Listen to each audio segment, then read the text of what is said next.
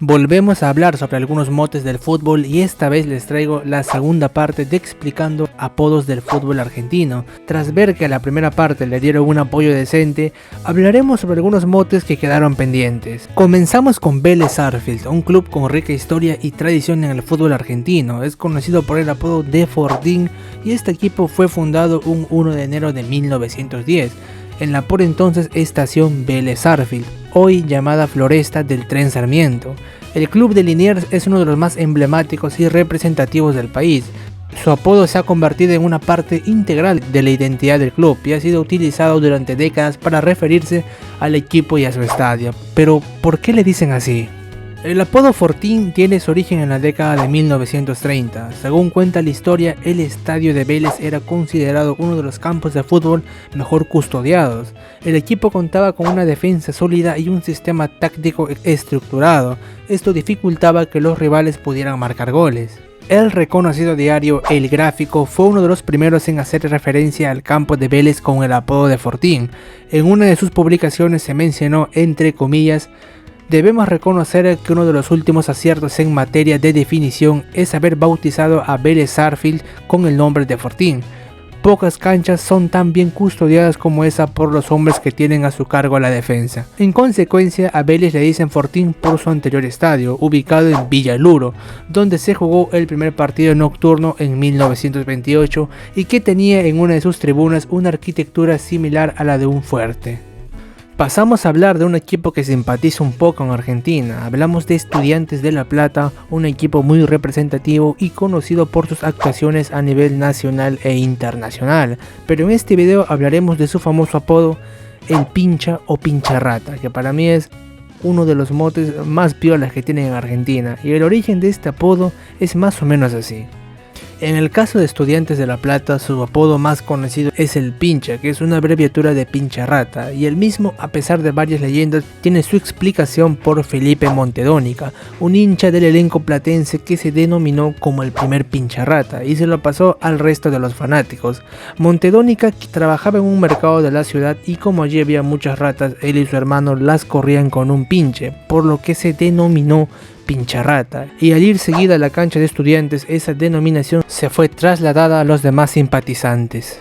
Tal es la identificación de la gente de Estudiantes con el apodo pincharrata, que en La Plata hay un mural en homenaje a Montedónica, en el que aparece él corriendo tras una rata con un pinche, y al lado está escrita la frase: Felipe Montedónica, el primer pincharrata.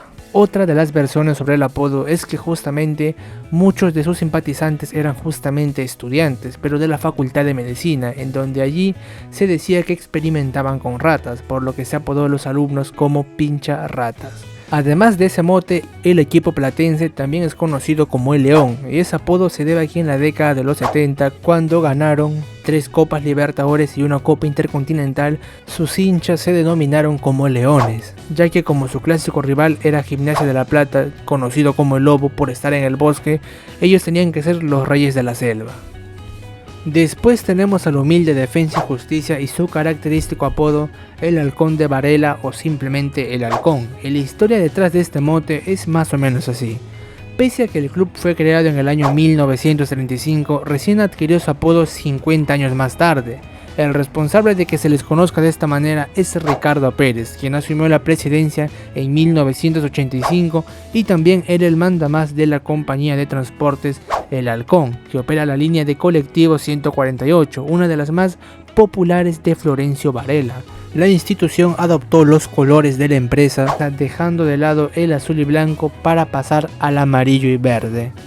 Después también tenemos a Gimnasia y Esgrima de La Plata, con su característico apodo El Lobo. Pero, ¿cómo se originó? Aquí te lo cuento. El club se fundó en 1887, pero el apodo de Lobo no apareció en escena hasta 60 años después. El autor fue el dibujante Julio César Trouet, que trabajaba para el diario El Día de la Ciudad de La Plata.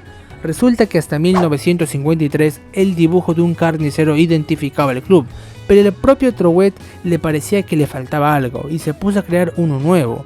La idea de El Lobo surgió porque la cancha de Gimnasia estaba situada en pleno bosque de la ciudad.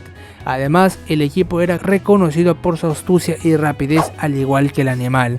Eso no fue aceptado de inmediato por los hinchas, sino que fue a partir de la gran campaña del año 1962 en la que Gimnasia terminó tercera en el torneo por primera vez desde que el fútbol es profesional en Argentina.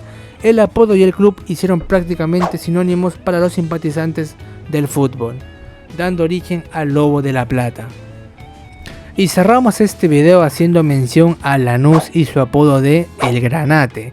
La historia va así: el mote Granate se debe al color de su camiseta propuesto por el arquitecto Carlos Pointis, el encargado de diseñar la equipación y el emblema del club. Se cree que los colores fueron tomados por el Pontevedra de España, ya que la mayoría de sus fundadores eran oriundos de aquella ciudad. Otros dicen que el propio Pointis fue quien optó por esa gama para distinguirse del resto de los equipos del fútbol argentino.